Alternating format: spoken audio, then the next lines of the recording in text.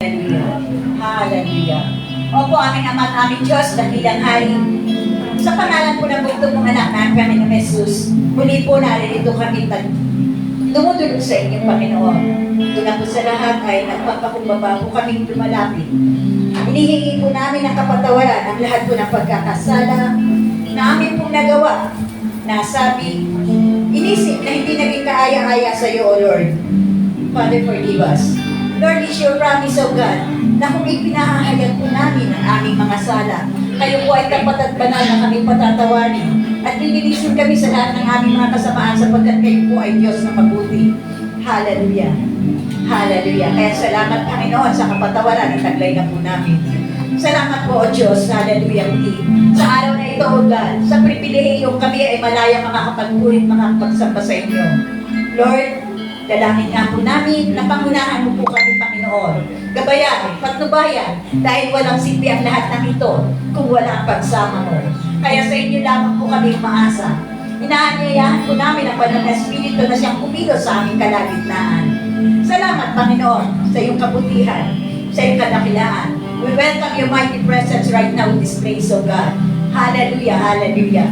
But Lord, dalangin nga po namin na kayo po, Panginoon, ang patuloy na mag-anoint, O Lord God. Hallelujah. Dahilan mo po ng langis, ang labi, ng lingkod mong gagamitin sa araw na ito. Una po sa inyong anak na si Pastora Sinya Angeles. Pangalawa po ang mga gagamitin mo upang magayag ng iyong salita sa araw na ito. Salamat, salamat, Panginoon. Hallelujah. Luwalhati sa iyo. And Lord, patuloy po namin ining na kayo po ang magpatuloy na magpakahayag. Gamitin mo lamang ang Larissa Christ Fellowship Church bilang daluyan ng iyong walang hanggang pagpapala dito sa barangay na ito, O God. Hallelujah. Barangay Damayan, Paraiso, Mariclu, Del Monte, Santa Cruz at maging sa mga karating barangay, O God. Na ito nga pong aming bahay sa bahan, O Diyos, ay magamit upang maraming kaluluwa pa ang tumanggap at kumilala sa iyo at naglingkod. Thank you, Father God. At Lord, iligtin po namin ang aming bansa na patuloy mo nga pong kalinain, O God. Lord, ilagay sa inyong mapagpalang kamay. Tunay nga, Panginoon, alam namin na ang mga bagay na nakikita namin ay pansamantala lang. At ang tunay nga po, O Diyos, kayo po ang may kontrol ng lahat ng yan, hindi lamang sa aming bansa, maging sa buong mundo. Thank you, Father God. We praise you, O God. At ganun din hinihiling namin ang gabay at patnubay mo kung paano mo pinibless. Hallelujah. Kami naririto, O Diyos. I-bless mo rin po yung mga nanonood sa online, O God. Lord, nawa, Panginoon, ipuin mo rin ang mga puso nila at maging yung mga dadaan lamang, O Diyos, sa FB Live na yan. Hallelujah, ay tumanggap at kumilala sa iyo, Panginoon, at maging daluyan din po ng pagpapala, O Diyos. Hallelujah, ang aming live na ito, O Diyos, sa araw na ito. Salamat po, Panginoon. And Lord, di namin pinapayagan ano ang gawa ng kaaway. Will you be in the name of our Lord Jesus Christ of Nazareth? You Satan, get out. Go to the feet of fire where you belong. Wala kang buwang sa tahanan ng Diyos na ito. Salamat po sa bawat isang naririto, O Diyos. Salamat po muli sa katagumpayan sa araw na ito. Tulay nga po sa inyo lamang namin pinataas, binibigay ang lahat ng parangal, papuri at pagsamba. Ito pong aming sabog dalangin sa tamang pangalan ng inyong anak na ang Panginoong Jesus. At ang lahat ng anak ng Diyos ay tumugon na. Amen!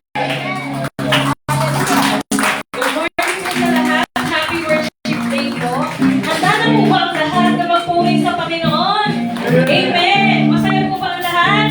Amen!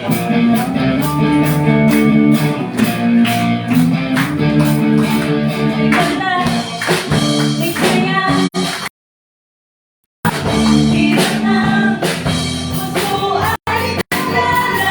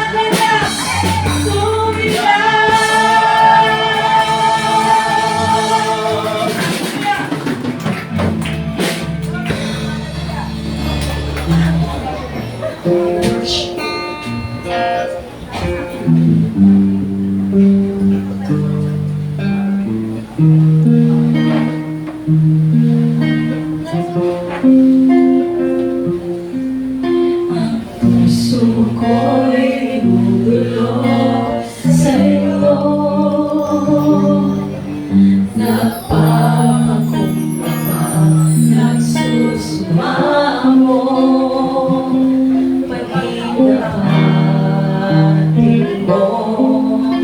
Ikaw ay mamasdan, makalikan, sa'yo ay pumisan. Ang puso ko'y dinudulog sa'yo, nagpapakumbaba, nagsusumao, pag-ibig mo. Ikaw ay mamasdan, makalikan, sa'yo ay pumisan. Loobin mo ang buhay ko'y maging banal mong tahanan, luklukan ng iyong wagas na pagsinta. Laluyan ng walang hanggang mga mapulit pagsamba. Mahari ka, O Diyos, ngayon at kailanman. Suko'y dinudulog sa'yo,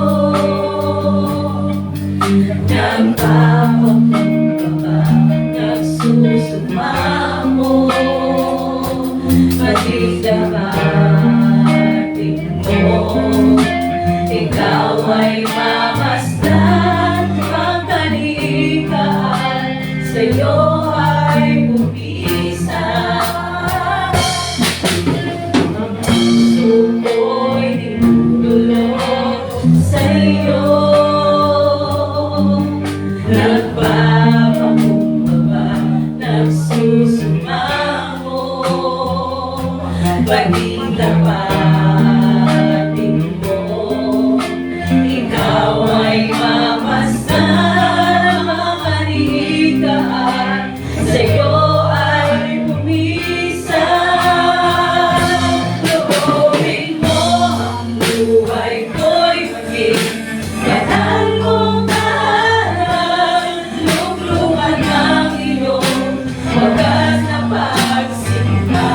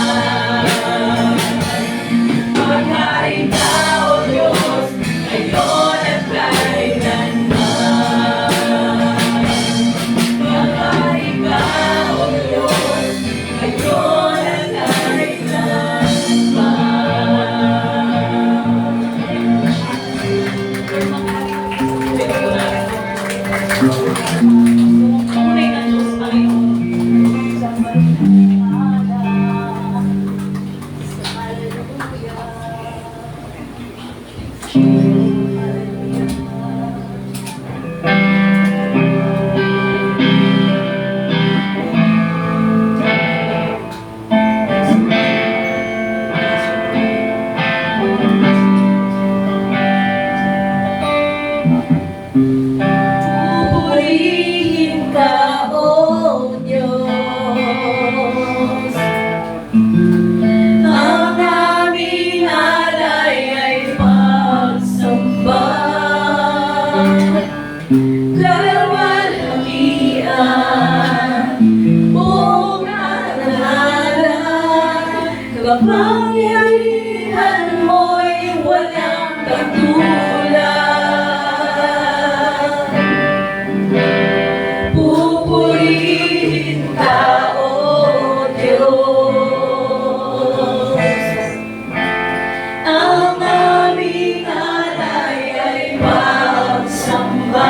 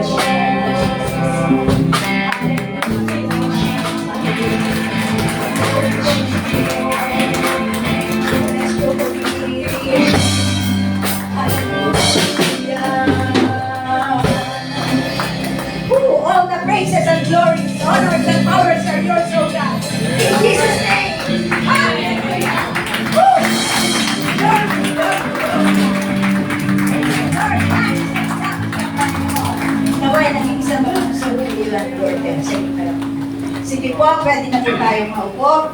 Hallelujah, hallelujah. Purihin ka, O Diyos. Purihin ka po napakasarap ng puri sa ating Panginoong Diyos. Amen? Amen. Hallelujah. Sige po. Ingat-ingat. Yung mga bata po, pwede na umakyat sa taas. Sige po. Gantay na si teacher.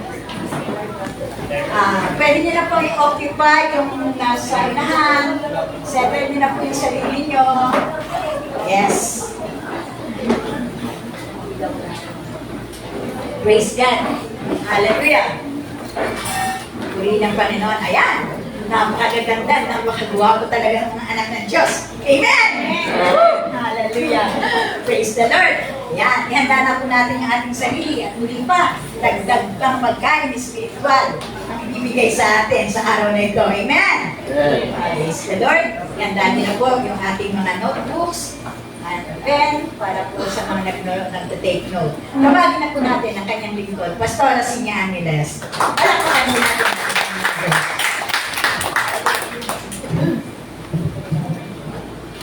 God is good All the time. all the time. Amen. Muli natin inuulit, the church is the safest place in the world. Amen. Kaya patuloy ang pagkilos ng Panginoon sa ating kalagitnaan, sa Kanya na magbibigay sa atin ng magagandang mensahe upang hindi lamang natin pinapakinggan, kundi kaya mayroong nag-preach because it calls for the application. I-apply po natin sa ating buhay yung mga natidinig natin na ipinipreach sa atin. Handa na po ba tayo na pakainin ang ating kaluluwa sa mga sandaling ito? Amen. Kung handa na po tayo, tawagin po natin ang lingkod ng Panginoon. Pastor Danny.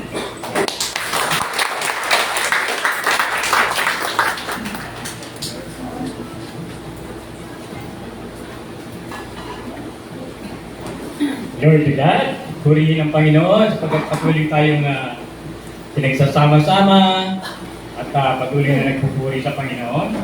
Meron po bang bago ngayon dito? Glory to God. Welcome po to the Risen Christ Fellowship. Tunay nga po na ay mag-aaral po tayo ngayon ng ating banal na salita. Ang ating pong tema ay nakatuon pa din doon sa ating love God and make Him known. So, no? So, bago tayong patuloy, nais ko kung tumayo tayo sandali, tayo po yung mananalangin. Lord God, Father God, in the name of Jesus, we humble bow down before the throne of your grace, O God. Thank you so much, O Lord, for your goodness, for your kindness, for your faithfulness toward us, O Lord God. Lord, sa mga araw po ito, kami po'y patuloy na lumalapit sa iyo, nagpapakumbaba, tunay nga po, pangarahan mo kami, bayan mo kami.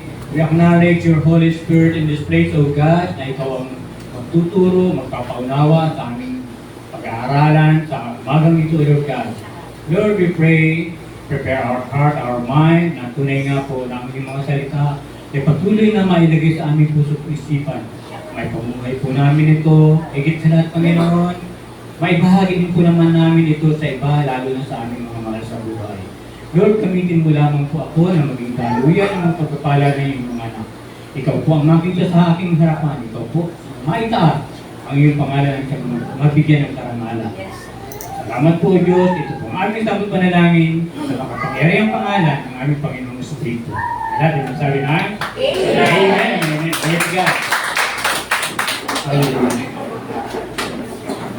Praise the Lord. Sabi nga sa ating love God and make Him known, di ba, no? Meron tayong mission na dapat natin gampanan na ibahagi ang salita ng Diyos, hindi po ba? At ang ating 5 years from now, up to 2030, kailangan makapag-akay tayo ng kaluluwa ng 1,000, tama ba? Glory to God. So sabi dito sa ating tema, love God and make Him known, no? Do we love God? Amen. Amen. Mahal pa natin ang Panginoon. Sabi nga, if we love God, sabi nga dito, make Him known. Pagkilala natin siya. Sino ang ipapakilala natin? Ang Panginoong Jesucristo. Diba? Kilala ba natin ang Panginoong Jesucristo? Amen. Ito yan. So, kung kailangan natin siya, meron tayong tungkulin dapat gampanan. At isa sa mga tungkulin dapat natin gampanan ay inuutos ng Panginoon. Sabi niya, preach the gospel. Preach the gospel, hindi po ba? So, yun po yun. Kinakailangan na matutuhan natin kung ano yung gospel. So, ano ba yung gospel? Sabi ng iba, Word of God, yun ang gospel. Sabi ng iba, good news. Sabi ng iba, ay mabuting balita. Sabi naman ng iba, magandang balita. Pero pag tinanong ka, ano yung sasagot mo? What is gospel? Ano ang mabuting balita? Ano yung sasagot mo sa tanong na yun? Lord God. Ang nakakalungkot kasi minsan maraming Kristiyano na nakakaalam. Sinasabing Kristiyano, pag tinanong, what is gospel? Minsan hindi nila alam kung paano tutugunin ang tanong na yun. Ano ba yung magandang balita? Sabi ng Panginoong Jesucristo, preach the gospel. Sabi niya, doon sa Mark chapter 16, verse 15, sabi na doon, and he said unto them, go ye into all the world and preach the gospel to every creature. So yun po yun, no? Sinasabi niya, umayo kayo sa buong mundo at ipangaral nyo ang ang salita ng Diyos o gospel o ang mabuting balita o magandang balita. Ito yun po yun, sinasabi ng ating Panginoon. Pinapagawa po sa atin ay pangarap po natin yun, no? Yung mabuting balita. Pero ano nga ba yung mabuting balita? Anong itutugon kapag kayo ay natanong kung sa ganitong pagkakataon na may nakausap kayo at gusto mong sira ng Word of God, gusto mong ipakilala ang Panginoon sa Kristo, ano sasabihin mo? Ano ba yung mabuting balita na isinabahagi mo sa Kanya? Ano nga ba yun? So, ang mabuting balita, sabi doon balikan natin si Pablo, doon sa Romans chapter 1, sabi nga doon, mula kay Pablo, na isang lingkod ng Kristo, ibig sabihin, si Pablo ay lingkod ni Kristo, di ba? At ang sabi doon ay, tinawag upang maging apostol. So, si Pablo, isang lingkod ni Kristo, tinawag siya upang maging apostol. So, yun po yan, no? At sabi pa doon, tinirang upang, mangaral ng magandang balita. So, yun po yung sinasabi ko, no? Ang magandang balita ng Diyos, sabi doon, na kinakailangan ay ipangaral, no? Yun po yung sinasabi. Sa atin man, tinuturo yun. Inuutos din ng Panginoon, sabi niya, di ba? Sa Mark 16:15, natin binasa, umayo kayo at ipangaral ang gospel o ang magandang balita. Ano yung magandang balita? Sabi dito, ang magandang balita ito na ipinangako niya nung una pa. Una pa man sa pamagitan ng mga propeta at sinasabi sa mga banal na kasulatan. So ito yung magandang balita na ipinangako na nung una pa. Ibig sabihin, bago pa ginawa, nandoon na. Ibig sabihin, pinangako na. Ibig sabihin, ito yung magandang balita na hinihahayag, pinapangaral ng mga propeta. At ito ay nakasulat din sa banal na kasulatan. Ano yun? Sabi doon, ito ay tungkol sa kanyang anak, ang ating Panginoong Jesucristo. Ibig sabihin, yung magandang balita pala ay tungkol sa kanyang anak. Diba? Ang ating Panginoong Jesucristo. Tungkol sa kanyang pagiging tao. Ibig sabihin, si Jesus Christ ay nagkatawang tao. At ang sabi doon, siya'y pinanganak mula sa lahi ni David. Ibig sabihin, yung kanyang pinanggalingan, siya'y nanggaling sa lahi ni David. At ang sabi doon, sa kanya namang pagka-Diyos, pinatunayan ng banal na Espiritu na siya ay anak ng Diyos. Sa pamamagitan ng isang kapangyarihang gawa. Paano napunta sa atin ng Panginoong Jesucristo? Di ba, sa kapangyarihan ng Diyos, nabuo sa loob ng tiyan ni Mary ang bata. At yun ay ang Panginoong Jesucristo. With the power of the Holy Spirit, nag-conceive, nag-dihe, gano'n. Without any man na nakasama niya, nabuo na yun sa kanyang tiyan. Amen po ba? So, by the power of the Holy Spirit, nabuo siya. At ang sabi doon, at ang kanyang muling pagkabuhay. So, ibig sabihin, si Jesus Christ ay Diyos na nagkatawang tao. At sa kanyang pagiging pagkatawang tao, siya ay namatay. After that, inilibing, nabuhay na muli. So yun po yun. Namatay, inilibing, at nabuhay na muli. So ito yung balita na, magandang balita na dapat na maihayag. Si Jesus Christ ay namatay, inilibing, at nabuhay na muli. Para ano? Para sa ating kaligtasan. Para sa ating kaligtasan. Yun po yun, no? So yun po itong sinasabi ni Pablo, no? Ang magandang balitang ito na sinasabi ni Pablo ay tungkol sa Panginoong Jesucristo na siya ay namatay, inilibing, at pagkaraan ng 3 araw na buhay na muli upang tayo ay iligtas. Upang ang lahat ng tao ay iligtas sa kasalanan. Ito yung magandang balita na sinasabi ng Biblia, sinasabi ng mga propeta, at nakasulat sa Bible. So yun po, ito po yung sinasabi. At ang magandang balitang ito ay hindi dapat ikahiya. Dapat itong ipabalita. Sabi nga ni Pablo, hindi ko ikinahihiya ang magandang balita sapagkat ito ang kapangyarihan ng Diyos para sa kaligtasan ng bawat kanino? Sa bawat sumasampalataya. Unay sa mga Hudyo at hindi sa mga Griyego. Ibig sabihin, ang magandang balitang ito na si Jesus Christ ay isinilang, namatay, nabuhay, pagkaraan ng 3 araw ay nabuhay ng muli. Ito yung kapangyarihan ng Diyos para sa kaligtasan ng bawat sumasampalataya. Ibig sabihin, yung mga hindi sumasampalataya ay walang kaligtasan. Ang magandang balitang ito ay kapangyarihan ng Diyos para sa mga sumasampalataya sa Kanya. Sabi nga ni Pablo sa Acts chapter 16 verse 31, sumampalataya ka sa Panginoong Hesus at maliligtas ka, ikaw at ang iyong sambahayan. Ito ay sinabi niya doon sa guard na muntik na magpakamatay dahil sa nakawala ang lahat ng bilanggo sa istorya ito, no? Gusto na magpakamatay. Dahil sa nangyari yon, yung guard gusto na magpakamatay, pero sinabi ni Pablo sa kanya, huwag mong gawin yan. Dahil doon ay lumapit yung guard at sinabi sa kanya na ano po ang dapat kong gawin upang maligtas. Sagot ni Pablo, sumampalataya ka sa Panginoong Hesus at maliligtas ka. So, ibig sabihin, andun yung point, di ba? Sumampalataya. Believe in the Lord Jesus Christ and you will be saved in your household. So, ibig sabihin, sumampalataya, kinakailangan mo rin i-share yung ibinahagi sa iyo. Yung kaligtasan binahagi sa iyo, kinakailangan mo rin ibahagi doon sa pamilya mo upang ang iyong buong sambahayan ay maligtas. So ito po yun. Ito yung kaligtasan na sinasabi doon sa mga sumasampalataya sa Kanya. Sabi nga ni Pablo, kinakailangan na ang pananampalataya mo ay kailangan pahayag mo. Kinakailangan sabihin mo.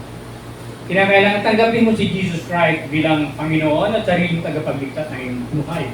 Sapagkat sinasabi sa John chapter 1 verse 12, those who believe and receive it in His name, He will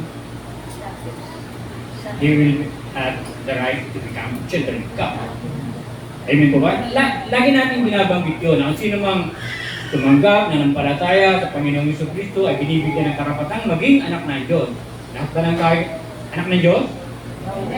Yun lang matanggap at nananampalataya sa Panginoong Jesucristo. Tinanggap mo siya bilang Diyos, Panginoong sariling tagapagligtas.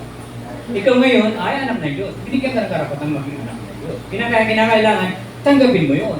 Ito ba? At ang pagtanggap mo sa Kanya, kinakailangan by confession. You have to confess by yourself. Kailangan sabihin mo. Yun ang sinasabi. Sabi nga doon, sa Romans chapter 10 verse 9 to 10, sabi doon, we have to confess Jesus our Lord. Sabi doon sa verse 9, kung ipahayag na yung bibig na si Jesus ay Panginoon at kung puso kang sasampalataya na siya muli binuhay ng Diyos, maliligtas ka. Ibig sabihin, manggagaling sa puso mo yung pagbigkas mo, pagtanggap mo sa Panginoon Jesucristo. At kapag nanggaling sa puso mo, ang bibig mo naman sinasabi mo. At sabihin ng bibig mo, dahil sa iyong puso, nananalig ka, nananampalataya ka. At sabi nga doon sa verse 10, sapagkat sumasampalataya ang tao sa pamamagitan ng kanyang puso. At sa gayon, ay tinuturing na matuwid ng Diyos. Ibig sabihin, dahil sa nananampalataya ka, dahil sa puso mo, tinanggap mo si Jesus bilang Diyos, tagapagligtas ng iyong buhay, ikaw ngayon ay itinuturing na matuwid ng Diyos. Nagpapahayag naman siya sa pamamagitan ng kanyang bibig. Sa gayon ay nalalita. So through conviction, through accepting the Lord Jesus Christ at kinonfess mo, yun ang magkakaroon ka ng kaligtasan. Yun ang tunay na pagtanggap. Sabi nga doon, ang sino magmatawag, sabi nga dito sa verse 13, dahil sinasabi sa kasulatan, maliligtas ang lahat ng tumatawag sa pangalan ng Panginoon. So everyone who calls the name of the Lord Jesus Christ will be saved. Pero sabi nga doon sa verse 14, paano naman sila tatawag sa Kanya kung hindi sila sumasampalataya? Paano sila sasampalataya kung wala pa silang napakinggan tungkol sa Kanya? Paano naman sila makakapakinig kung walang mga ngaral sa kanila? Yun ang tungkulin ng bawat mananampalataya. Kinakailangan merong mga aral. Kinakailangan na merong magsabi. Tayong lahat, bawat isa sa atin, yun ang inuutos ni God. Sinasabi niya, go and preach the gospel to every nation, sa lahat ng tao. Sabi nga doon sa Matthew chapter 28, verse 19 to 20, sabi niya pa nga doon, hindi mo na siya pangangaralan. You have to make him a disciple. Sabi niya, go and make disciples to all nations, baptizing them in the name of the Father and of the Son and of the Holy Spirit, and teach them, turuan, teach them to obey whatever I have commanded you. Sabi ni Jesus. Sabi niya, at tandaan ninyo, kasama niyo ako. Yun yung pangako niya yun, di ba? No? Yun yung pangako niya. Yun yung sinasabi niya. Kaya, ang tungkulin natin dapat gamanan, sabi nga, preach the word. Preach the word. Be urgent in season. Ito, sabi ni Pablo. Kinakailangan na, urgent ito. Bakit? Bakit urgent? Kung titingnan natin ang panahon ngayon, di ba, no?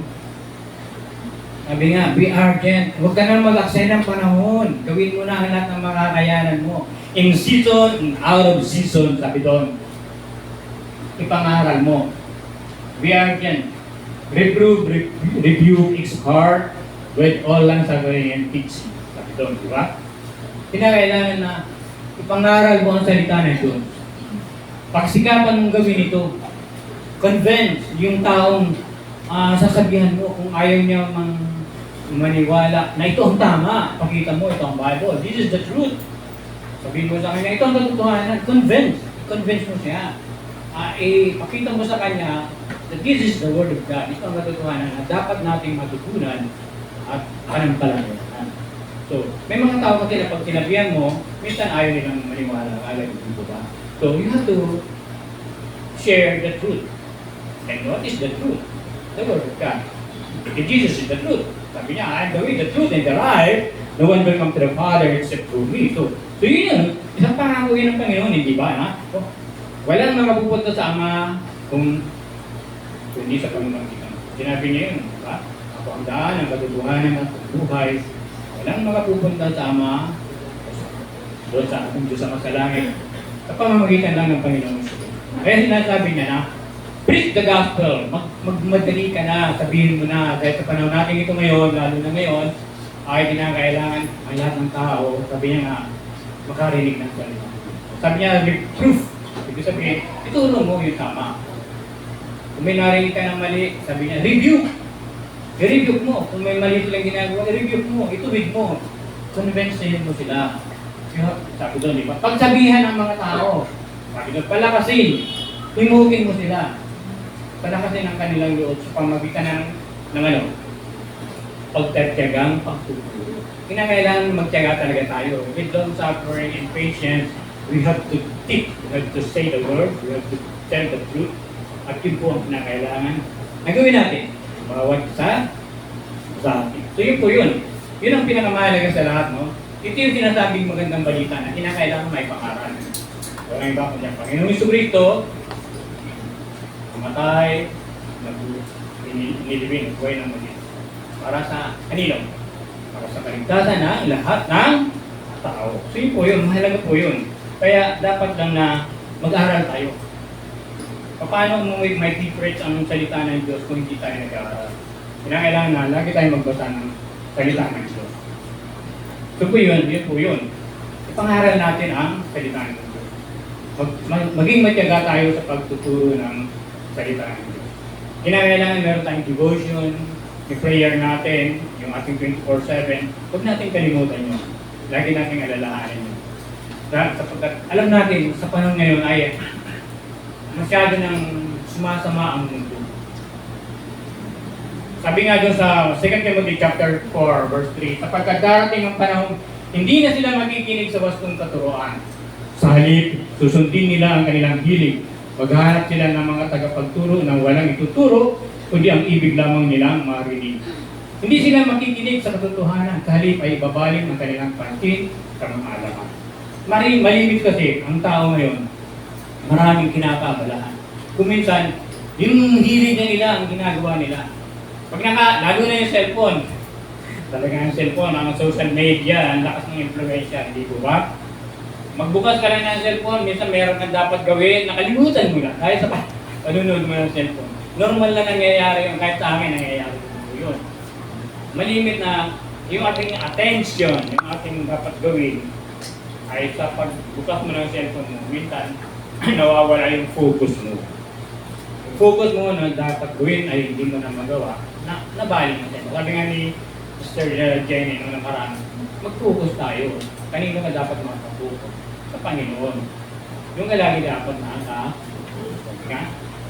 fix your eyes on Jesus.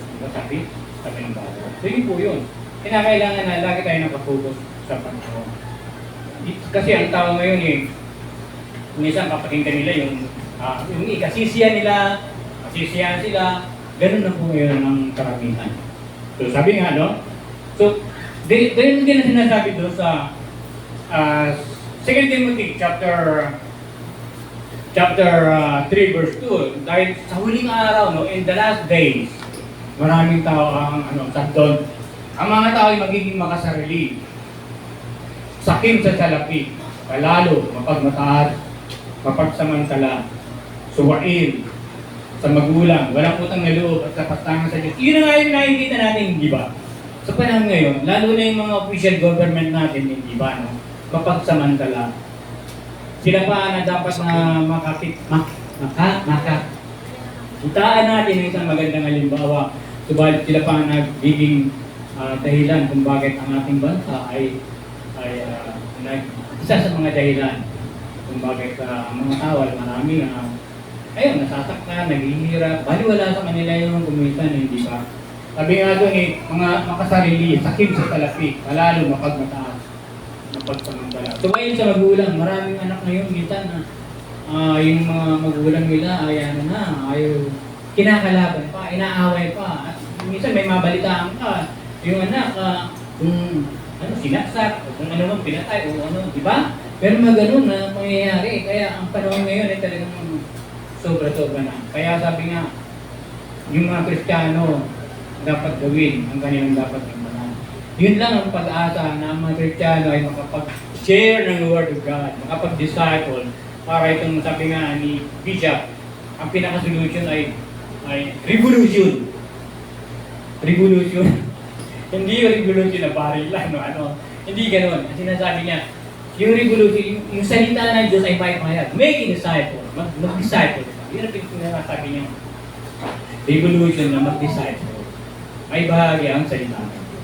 So yun po yun. Yun po ang dapat natin gampanan. Sabi nga doon, sila'y magiging malupit, walang habag, mapanirang puri, marahas, maputok, at namumuhi sa mabuti. Kumisan ngayon, yung mabuti ay talagang nababaliwala na. At yung masama ang ginagawa ng tama. Minsan alam ng mali, pinipilit na itama pa rin. At yung tama ay minsan ay ginagawa ng mali. At nagiging normal na kuminsan sa isang tao. Kapag nakikita niya lagi yun ang kanyang ginagawa, magiging attitude niya na yun, magiging character niya na yun. Na alam niyang mali, pero sa tingin niya, yun na ang nagiging tama. talamak na po ngayon ang lalo na yung mga sa panahon ngayon. Makikita natin yung mga kabataan ngayon. Lalo na yung influensya ng drugs. Napakahirap ng glory to God. Kaya kinakailangan talaga na we have to share the word of God. We have to make a disciple. Sabi niya, make it known. Pakilala mo kung sino si Jesus. Sino ba si Jesus sa buhay natin? Pag tinanong ka, sino si Jesus sa buhay mo? Ano ang isang sagot mo? Halimbawa, hindi naman natin hinihiling namatay tayo ngayon o namatay ako ngayon at nakaharap o halimbawa nakakaharap, napupunta ka sa langit at tatanungin ka, anong dahilan, bakit papapasukin kita dito sa kaharian ng langit? Anong isang sagot mo? Sabihin mo ba, ay patayo ako ng simbahan, laki-laki. Hindi ganun ang inaasahan sa sagot ng Panginoon. Tumulong ako sa aking kapwa. Marami akong natulungan. Hindi ganun ang inaasahan ng Panginoon.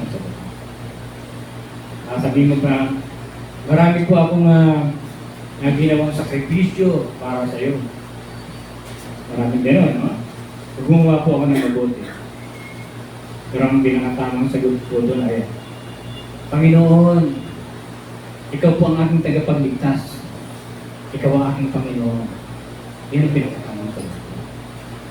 Tinanggap po kita. Tagapagligtas po kita. Ikaw ang aking Panginoon. Welcome. Sabi sasabihin sa'yo, welcome my child. My good and faithful servant. Ibig sabihin, gumawa ka ng naayos sa Kanya, tinanggap mo siya, sumunod ka sa Kanya, you are being obedient to God, to the Lord Jesus Christ, o patuloy ka ni Lord. Pero kahit na gumawa ka ng mabuti at hindi mo siya kinilala, maraming ganong tao, maraming gumawa ng kabutihan, but hindi mo siya kinikilalang Diyos, hindi mo siya tinatanggap. Ano ang sabi ng Panginoon, ng Bible? Hindi ka na. Hindi ka na. Kasi nga, hindi mo siya tinanggap eh. Di ba sabi, to those who receive Him, those sa tumanggap kung nampalataya sa Kanya, ay binigyan ng karapatan, maging anak. Eh, hindi mo naman siya tinanggap, hindi mo naman siya kinilala. Hindi ka niya anak. Wala kang relasyon. Nagkakaroon ka lang ng relasyon sa Diyos if you have accept the Lord Jesus Christ as your Lord and Savior of your life. Kaya mahalaga na ituro po natin kung ano ang buting balita. Ano ba yung magandang balita? Magandang balita, si Jesus Christ namatay, inilibing, at nabuhay ng muli para sa iyong kaligtasan. Para sa ating kaligtasan. Sabi nga, sila'y magiging mga taksip pabayang, mayabang mahilig sa kalayawan at walang pag-ibig sa Diyos. Anong iniibig nila ngayon? Yung salapi, yung pera. Karamihan ngayon, yun po yun. So, dapat lang na tayo maging mapanalangin lagi. Lagi tayong manalangin. Glory to God. Next week, makikita natin na ang mga tao ay talagang mga makasalim, makasarili. Sabi nga, humans are self-centered and they will not seek God on their own. Wala na. Minsan, karamihan na abalang-abala na sila sa kanilang pangangailangan. At ang sabi nga, yung iba naman ay nagsasabing sila ay Kristiyano, sabi ang others say they are Christian but did not accept Jesus as their God. May mga religion na nagsasabing sila ay Christian pero hindi nila kinikilala ang Diyos, Jesus Christ. At meron din naman nagsasabi na yung mga nag-aaral pa ng Bible, nag-aaral pa ng salita ng Diyos, pero sa pag-aaral nila ng salita ng Diyos, gusto lang nila ng kaalaman, ng karunungan, ng knowledge, para makipagtalo, sabihin ito dito, ganyan. But they are not following the Lord Jesus Christ. Hindi sila tumusunod sa Panginoon Jesus. Huwag naman mangyari naman sa atin ng gano'n. Yung knowledge natin, God has given us a talent, sabi nga, binigyan kita ng talento, gamitin mo ito para sa ikaluwalhati ng kanyang makapangyarihan at pagkilang. So yun po yun. Kaya, sabi nga, be watchful. Maging mapagmatsyag ka. Be watchful in all things. Sabi doon, Be watchful in all things, endure affliction, do the work of an evangelist, fulfill your ministry. Doon sa 2 Timothy chapter 2, chapter 4, verse 1. Ito yung sinasabi na, alam natin na ang Kristiyano yung talagang nakakaranas ng hirap. Nagdaranas talaga ng mga trials and persecution yan. Kasi ang Panginoong Jesucristo naman talagang nagdaranas yan ng hirap, di ba? Kaya sinasabi niya, be watchful. Gawin mo, hindi ka man evangelist, pero hindi ka man preacher, hindi ka man pastor, but we have, inutusan tayo ni Jesus. Sabi niya, go, umayo ka. Sabi niya, go, preach the gospel. Pangaral mo ang salita niya doon at mabuting balita. Yun po yun. Sinabi niya, go, make disciples. Yun po yun. Hindi lang natatapos sa pagtanggap mo kay Jesus Christ bilang Diyos Panginoon sa riling tagapagligtas. Kinangailangan, may share mo ito, mag-disciple ka din. So yun po yun, na dapat nating pagpatuloy. Sabi niya nga, ngunit ikaw maging mahinahon ka sa lahat ng oras. Magtiis ka sa panahon ng kahirapan. Gampanan mo ang tungkulin ng isang mga mangangaral ng magandang balita at pagbutihin mo ang iyong paglilingkod. Be watchful. Be a watchman. Magbantay ka. Bantayan mo yung pamilya mo. Bantayan mo yung kamag-anak mo, yung relative mo. Pati na yung sarili mo, bantayan mo rin. Kinakailangan magbantayan tayo. Sabi nga ni God kay Ezekiel, sabi doon, Ezekiel, ginagawa kitang bantay ng Israel. Ito sinabi sa Israel. Pero hindi lang ito sinasabi sa Israel. Sa atin din, na kinakailangan magbantay tayo. Sabi niya, ano mang marinig ko sa akin ay sabihin mo sa kanila bilang babala. Yun. No? Ibig sabihin, galing kay God, sinasabi kay Ezekiel, galing din kay God, sinasabi sa atin ng Bible, na magbantay tayo. Tingnan natin yung ating mga sarili. Examine ourselves. Ganon. Sabi nga, ang mga narinig ko sa akin sa harap ng maraming saksi, ito naman yung sinabi ni Pablo kay Timothy. Sabi niya, ay ituro mo rin sa mga taong mapagkakatiwalaan at may kakayang magturo naman sa iba. Yun. Timothy ay anak talaga ni Pablo na sinasabi niya, yung mga naririnig mo sa akin, kaya kailangan ay ipagsabi mo. Ganon din si Pastora, yung mga naririnig natin sa mga pastor, sa mga sino magmatayo dito, mga naririnig natin, kailangan i-share natin. Diba ba? So yun po yun, mahalaga po yun. Hindi huwag natin sarilinin, lalo na sa ating mga mahal sa buhay, sa ating family. So yun po yun. No? Sabi niya, ay ituro mo. Lalo na doon sa mapagkakatiwalaan, yun doon sa mga faithful, and may kakayahan, yun. They are able to teach. Yun ang kailangan bawat sa atin maging bukas ang isip natin. Ibig sabihin lang na be wide, ibig sabihin, maging broad-minded ka. Huwag ka lang mag-stick doon sa isang bagay. Kinakailangan, lagi kang naka-stick sa word of God. Yun lagi ang basyan mo ng iyong pananampalataya. Kahit anong sabihin ng iba, stick to the word of God. Tingnan mo, tama ba yung sinabi mo? Yun ang ating references.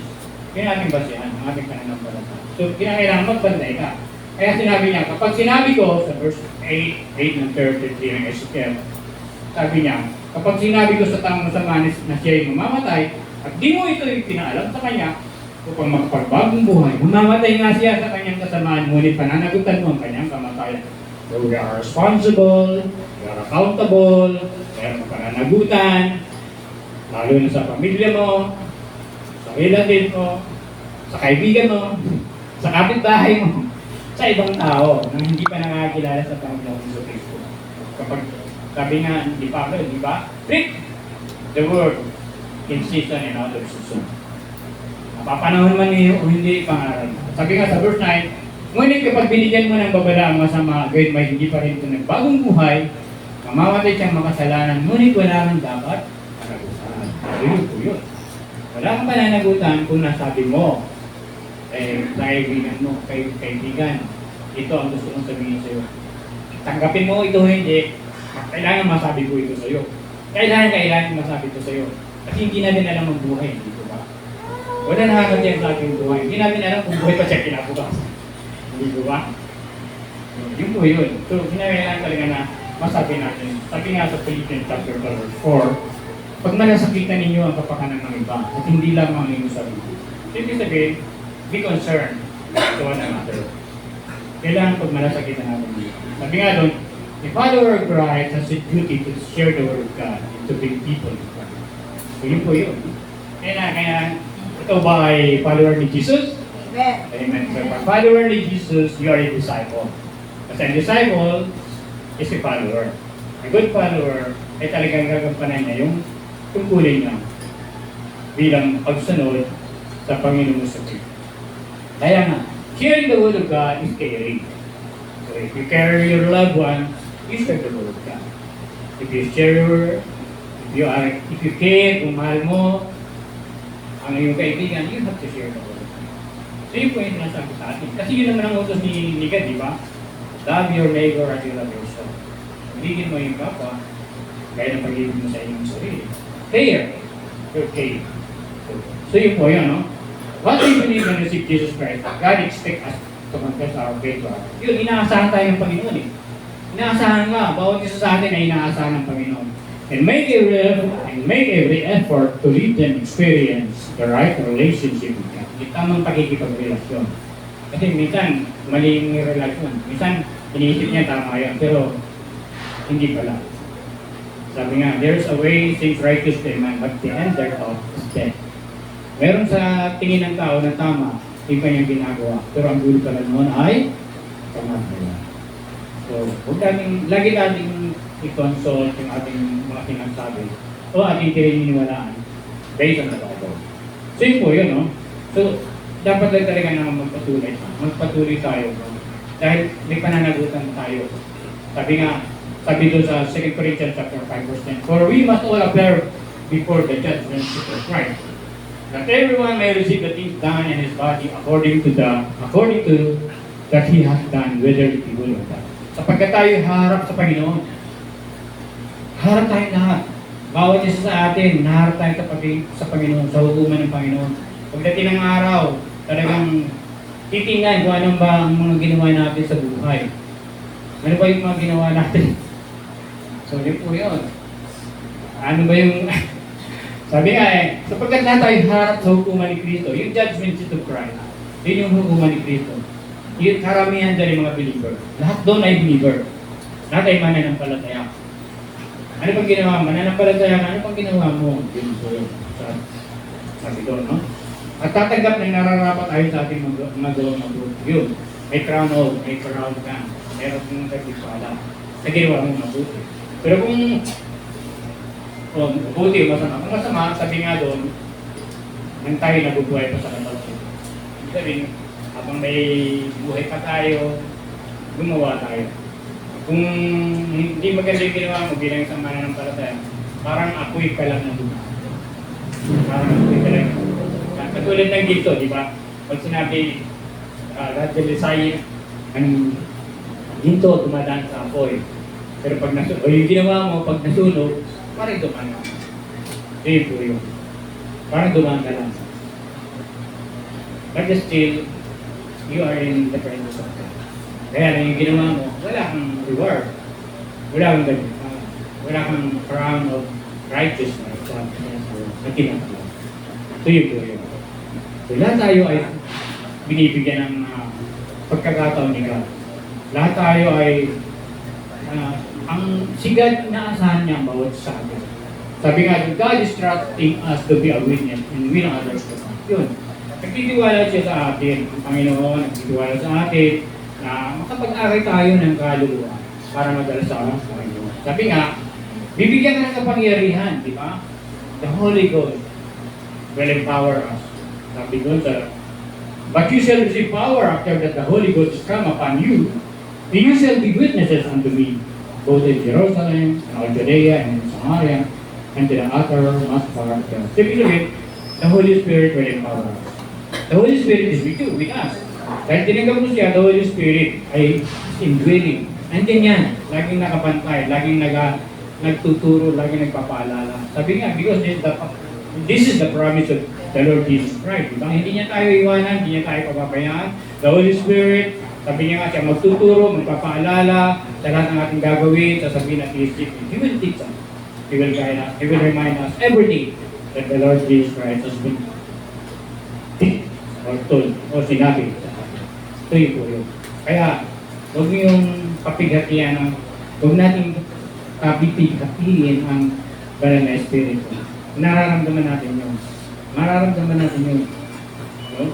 Sabi nga, subalit tatanggap kayo ng kapangyarihan, ayun, the power of the Holy Spirit ay isa sa inyo at kayo magiging mga saksi ko.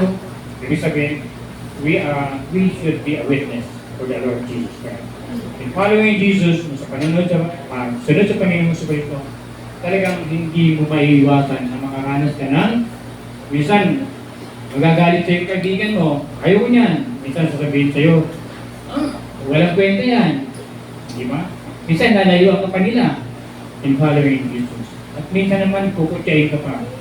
At higit sa lahat, minsan baka awayin ka pa at hindi ka napansinin. Di ba? Normal lang yun. Kahit si Jesus Christ nakaranas nila. Higit na karanasan na naranasan ni Jesus Christ. Di ba? Pinubog siya, tinuraan, pinalo, at sinampal, o anumang ginawa sa kanya. Di ba? So, mararanasan din niya ng isang Kristiyano nang talagang sumusunod sa kanya. Kaya, in conclusion, sabi nga, God commanded us. Inuutusan niya tayo. God commanded us, entrusting us to go and preach the gospel. Ibig niya ang lahat ng tao ay maligtas at makalam ang katotohanan nito. Ito yung reason why the Lord Jesus Christ came to the earth. Bakit siya nagpunta dito sa lupa? The primary purpose of Jesus is also our purpose. Ano yung purpose? May bahagi sa salita ng Diyos, sabi nga, I came to seek and save the lost. Yung mga nawawala, naliligaw, sabi ni Jesus, parito ako upang hanapin ang ligtas ng mga naliligaw. Kaya ito, ang dapat natin gawin, sabi niya nga, love God and make Him known. Pakilala natin ang Panginoon. Amen po ba? Gagawin ba natin? Glory to God! Hallelujah! Sandali po tayo manalangin. Heavenly Father, in the name of Jesus, maraming salamat sa iyong mga salita na aming napakinggan, napag-aralan, natutunan. Lord, we pray, nagabayan mo po kami. Let your Holy Spirit guide us, teach us, empower us, Lord, with your wisdom. Thank you so much, Lord, sa iyong pag-ibig at katapatan sa amin. Kakatiwala po namin sa iyong aming buhay, even our family. In the mighty name of Jesus Christ, we pray. Amen. Glory to God. Amen.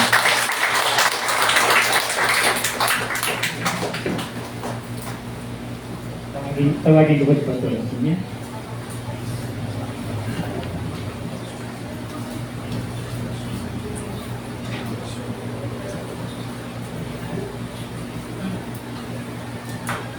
The message of the Lord. Sa lahat ng mga mananampalataya, sa lahat ng pumilala sa Panginoong Jesus as Lord and Savior of their life, trabaho po natin. Walang ibang binigay ang Panginoon ay pinagbilin sa atin, kundi to go and preach the gospel. Tayo, ang buhay pa tayo ngayon. Darating ang panahon, mamamatay tayong lahat. Una-una lang. Pero, sinabi nga, maliwanag na ipinakita sa atin sa pamagitan ng magandang balita, nahaharap tayo sa Diyos. Sabi nga, ang tao ay binigyan ng more than 500 to 800 na talento sa mundong ito. Para magampanan natin ang trabaho ipinagkatiwala ng Panginoon. Hindi ipinagkatiwala ito sa mga anghel, hindi ipinagkatiwala ito sa iba, kundi ipinagkatiwala ito sa iyo. Because tinanggap mo ang Panginoong Jesus as Lord and Savior of your life, meron tayong tungkulin. Na habang nandito pa tayo, gawin na natin ito. Sinabi nga sa Bible, in this world you shall have tribulation. Ano mga tribulation na ito? Ito, isa rito ay ang ayawan ka ng mga binabahaginan mo ng magandang balita. Ang iwasan ka ng mga taong ayaw makapakinig ng magandang balita. Ang ipagtabuyan ka. Ang mga disipulo nung araw ay nag-suffer to the point of death. Hindi nila ipinagpalit ang magandang balita sa kayamanan o ano paman. Ginawa nila ang lahat ng ito sapagkat sinulod nila ang bili ng Panginoong Jesucristo. Dahil sa mga disipulo na ito na dumanas hanggang sa kamatayan, hindi nila ipinagkait ang magandang balita na ipinahayag nila saan mang dako sila makarating. Kahit kamatayan, hindi sila napigilan ng mga bagay na ito. Because they believe on the Lord Jesus Christ, na si Jesus ay nabuhay din sa ibabaw ng lupa, namatay, inilibing, pagkatapos ng 3 araw, siya ay nabuhay na maguli. Naparito siya para sa iyo, para sa akin, para sa ating lahat, upang tayo tubusin sa kasalanan na walang makagagawa nito kundi ang Panginoong Jesucristo. Niligtas tayo ng Panginoon. Kaya ang magandang balita na binanggit sa atin mula pa kanina, ito lamang ang pinakamagandang balita na naririto sa buong mundo. Ang maligtas ang tao. Magkaroon ng kaugnayan sa Panginoong Jesucristo. Lahat tayo, sabi nga, 2 lang ang pagpipilian mo. Ang mapunta sa kaaway ng Panginoon or ang mapunta ka sa Panginoong Jesucristo. Na makapili mo siya sa buhay na walang hanggan. Ang buhay na walang hanggan ay 2 rin. Sa piling ng kaaway ng Panginoon o sa piling ng Panginoong Jesucristo mismo. Tayo ang makakasagot sa mga kapanahonan ito. Sa nakikita natin ang takbo ng mundo, sabi natin, nababaling na ang mga tao, sabi natin yung social media na binanggit ni Pastor Danny, ay napakalaki ang epekto nito sa buhay ng tao. Lahat ng tao halos ay merong cellphone na natutuon sa social media. Maraming mga tao ang nahuhok sa mga bagay na ito. Kaya paalala sa atin sa kapanahon ng ito. In this world, you shall have tribulation. Yes, tribulation itong nangyayari sa kapanahon ng ngayon. Na magkatid ka ng magandang balita na tatanggihan ka, lalayuan ka, tutuligsain ka. Bakit? Ang Panginoong Yesus ay nagdumana sa mga bagay na ito.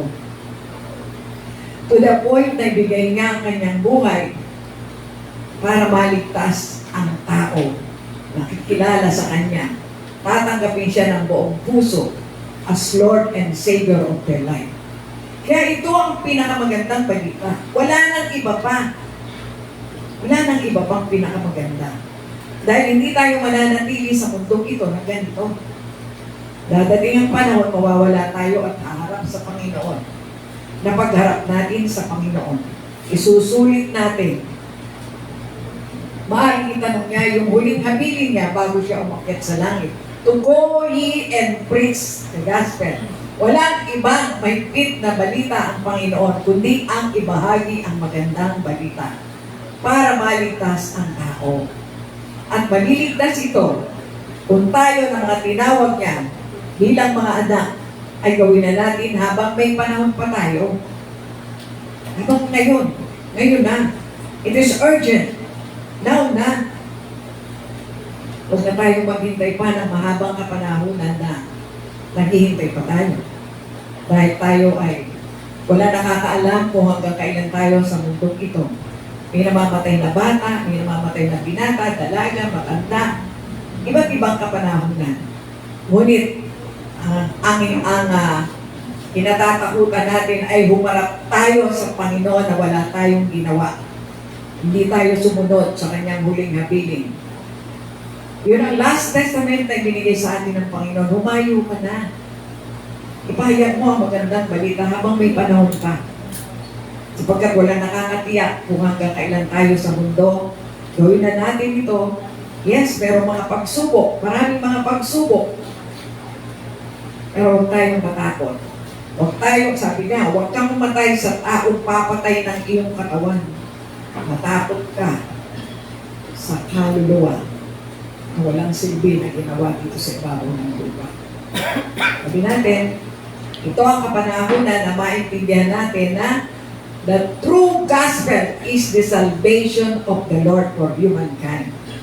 Wala na pong iba. Wala nang ibang hinabili ng Panginoon. Basta, seek ye first the kingdom of God. What is the kingdom of God? It is the salvation of the Lord.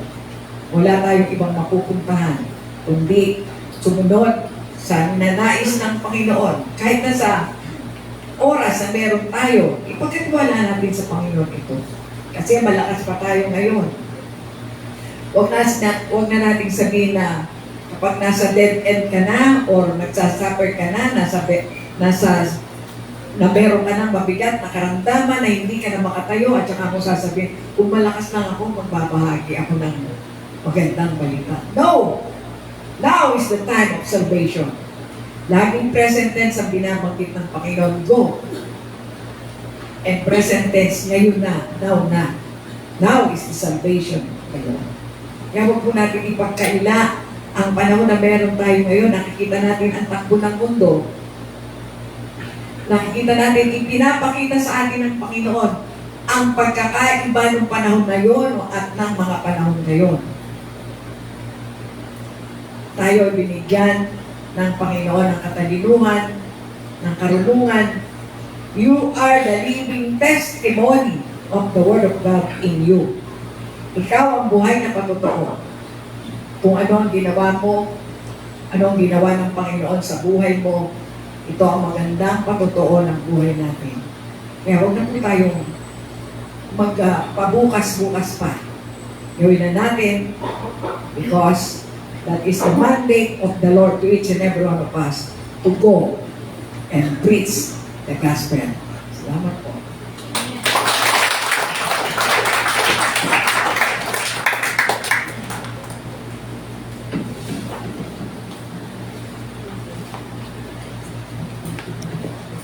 Praise God. Busog na busog po tayo, di po ba? Yes! Glory, hallelujah. Tunay nga, napakabuti ng ating Panginoong Diyos. Ayan po, narinig po natin kung ano ang dapat natin gawin at gampanan. At ngayon naman po, dako po tayo para po kahit papaano po, makatugon tayo sa naisin ng Panginoon. Naganapin natin ang ating pong pagkakaloob ng ating mga ikapu. Praise God. Hallelujah. At sabi nga po ng Panginoon, dalhin daw po natin ang mga tithes and offering natin ito upang tayo naman din po ay makaganap at maging kalugod-lugod sa Kanya. Praise God. Bago po natin na habang hinahanda po natin yung ating mga kaloob, tawagin ko po ang magbibigay ng special number para sa Kanya, Sister Gemma.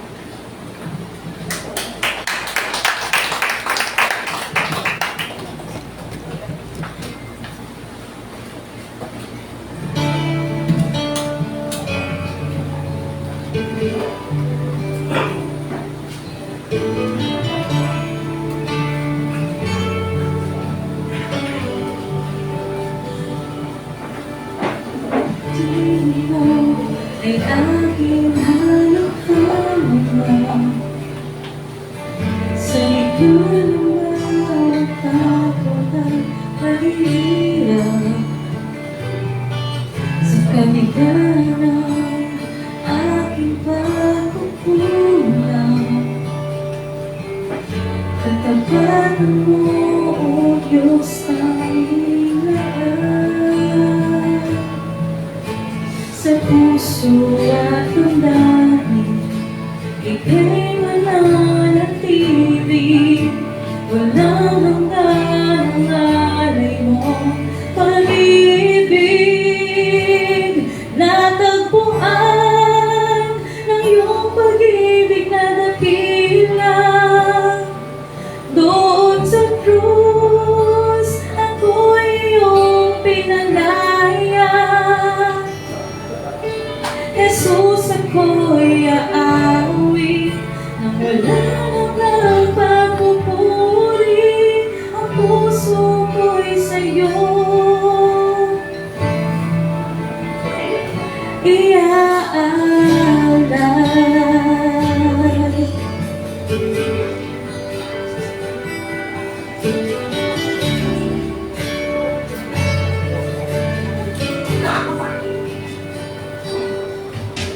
Panginoon, ikaw ang kaagapan. Kabutihan mo sa akin di nagkukulang. Panginoon, ikaw lang ang kailangan. Kapag kailanman sa'yo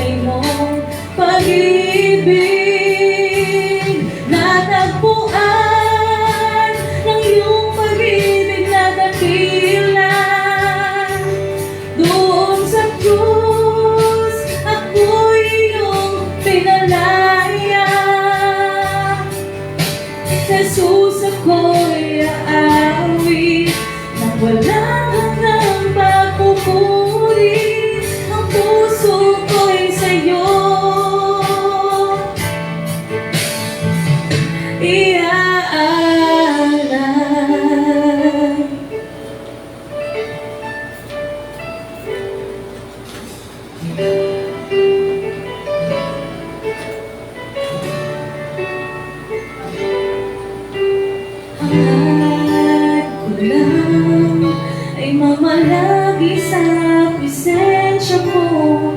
Nagtagpuan, ako'y binago ng pag-ibig mo. Hangad ko lang ay mamalagi sa presensya mo. Luwalhatiin ang pangalan mo. Hangad ko lang ay mamalagi sa presensya mo. Nagtagpuan, ako'y binago ng pag-ibig mo. Hangad ko lang ay mamalagi sa presensya mo. Luwalhatiin ang pangalan mo. Natagpuan ang iyong pag-ibig na dakila. Doon sa krus, ako'y iyong pinalaya. Susi mo'y aawi, walang hanggang pagpupuri. Ang puso ko'y sa'yo.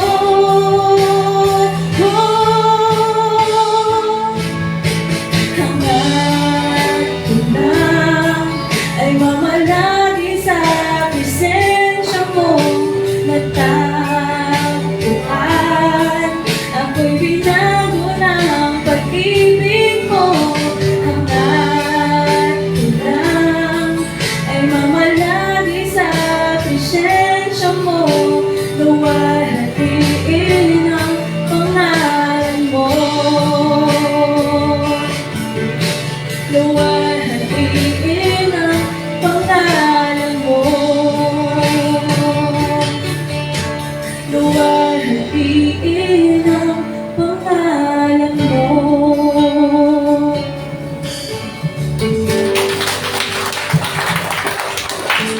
Praise God. Hallelujah. Sama-sama po natin ipanalangin ang ating mga kaloob. Tuon po natin ang ating mga kamay. Hallelujah. Oh, we praise you, Lord. Bless your holy name. Tunay nga po kami nagpupurit, nagpapasalamat sa iyong kabutihan, sa iyong kadakilaan. At Lord, muli, dinadalangin po namin at itinataas sa inyo ang aming po mga tithes and offering na ito, O God. Dalangin nga po namin na maging kagamit-gamit po ito sa iyong ubasan, O God. At maraming kaluluwa pa ang maabot at marating. At maging ang aming bahay-sambahan, gayon din po ay sa pamamagitan ng mga pananalaping ito, O Diyos, ay magamit. Thank you po sa mga kamay na nagkaloob, Panginoon. Bless mo po sila abundantly, O God. Salamat po sa bawat pamilyang ito na nagbigay. Dalangin po namin na i-bless mo ang kanilang mga pinagkakakitaan, hanap buhay, O God, at maging ang kanilang pisikal na pangangatawan. Salamat, Panginoon. Luwalhati sa iyo, Ama. Tunay nga pong sa iyo lamang lahat ng parangal, papurit, pagsamba. Ito pong aming dalangin sa tanging pangalan ng anak ng Panginoong Jesus. Amen. Amen. Hallelujah. Umayak po natin ang ating mga announcement.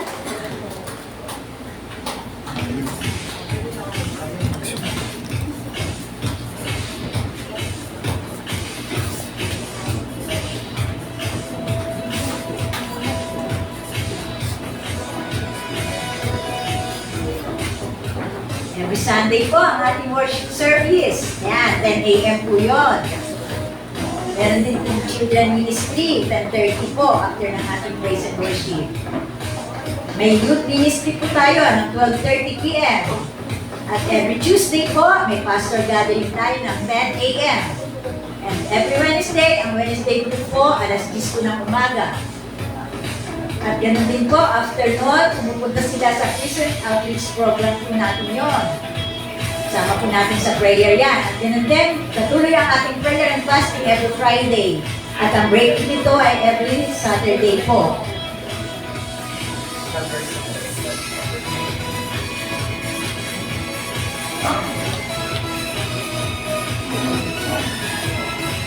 Ayan. Sama po kayo sa Adults Bible Study every Friday po yun. At Saturday naman po, ang greetings 4 p.m. At ang mga young adults po, alas 8 po hanggang alas 9 naman every Friday. At wag po natin kaliligtaan yung ating commitment po na prayer chain. Every hour po may mga nakatalaga dyan. At alam po natin ang bawat isa. Kung nais pa po ng isa na wala pa, lapit lang po kayo sa akin para po magpagtala.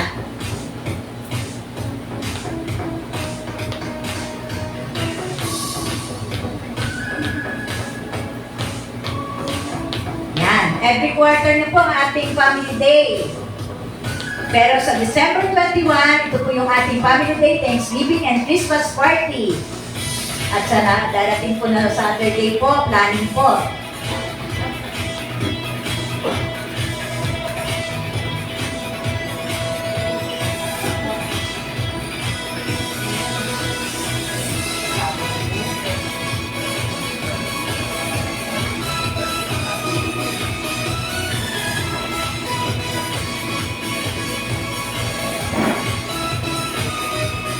Praise God. At ganoon din naman po, huwag po kayo mabigla sa darating na Sunday po. Nangangaro din po ang Children Ministry. Yan. Kasi po, ang kanila naman nag-Christmas parties, ahead po sila kaysa sa atin.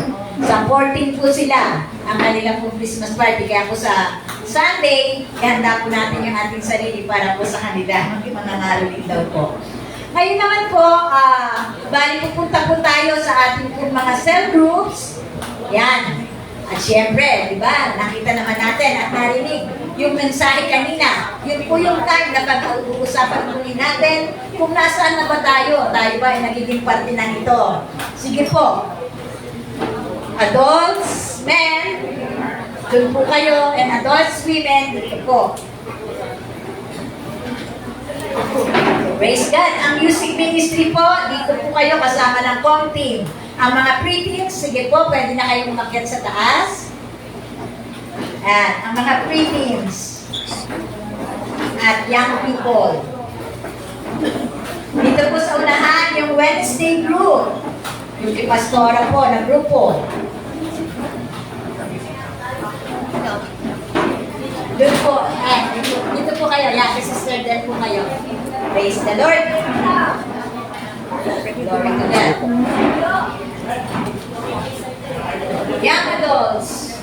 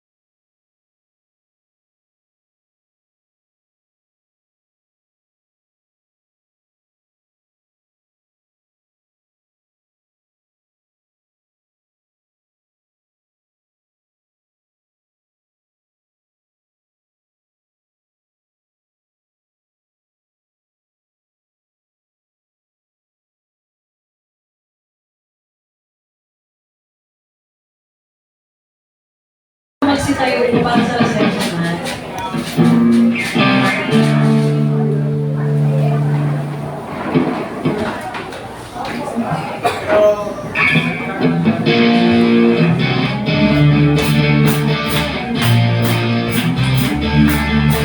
May gala, may saya, may tuwa sa piling at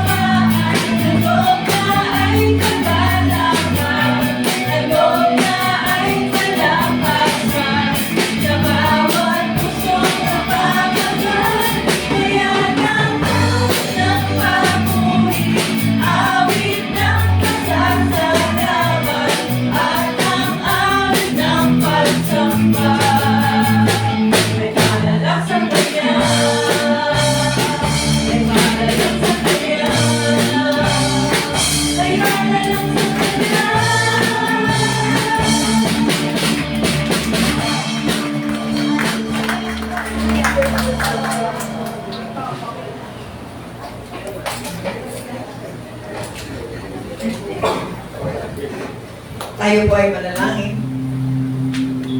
Thank you, Father God, for the wonderful praise and worship that we have for this. Maraming salamat po sa lahat ng biyaya na tinanggap ng bawat isa, sa bawat pamilya na narito ngayon, Panginoon, ibang pagpapala, iba yung pagpapala po at magkaloob mo sa kanila.